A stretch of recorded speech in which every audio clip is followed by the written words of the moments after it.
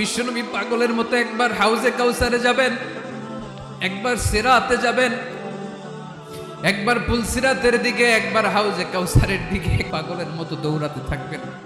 তার কোন গুনাহগার উম্মত যাতে জাহান্নামে ঢুকে না যায়, সেদিন কেউ সুপারিশ করতে পারবে না বিশ্বনবী ছাড়া। এজন্য 5 নম্বরে আল্লাহ বললেন, মান যাল্লাযী ইয়াশফাউ ইনদাহু ইল্লা বিইযনিহি।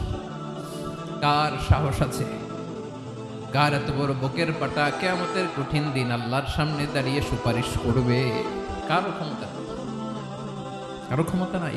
বিশ্বনবী সেদিন সেজদায় পড়ে উম্মতের জন্য কাঁদবেন, সবাই কাঁদবে, নফসি নফসি, আল্লাহ আমারে বাঁচাও, আল্লাহ আমারে বাঁচাও। বিশ্বনবী বলবেন, উম্মতি উম্মতি। বিশ্বনবী আমার জন্য কাঁদবেন, আপনার জন্য কাঁদবেন, আমাদের জন্য সেদিন কেঁদে কেঁদে জাহান্নামের দরজায় দাঁড়িয়ে আমাদেরকে টেনে টেনে জান্নাতে ঢুকাবেন। এজন্য এই বিশ্বনবীর ভালোবাসা যেন আমাদের হৃদয়ে ভরপুর থাকে। আমার ভাইয়েরা, প্রতি শুক্রবার বিশ্বনবীর উপরে বেশি বেশি যেন আমরা দুরূদ পড়ি। আমরা যখন বিশ্বনবীর সালাম দেই, দুরূদ পড়ি,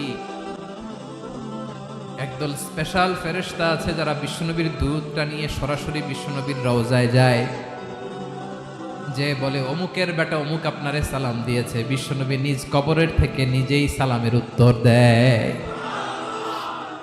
বিশ্বনবীর ভালোবাসা যেন আমাদের হৃদয়ে থাকে, বিশ্বনবীর সুন্নাহ দিয়ে যেন আমাদের জীবনটাকে সাজাই, পারা যাবে ইনশাআল্লাহ।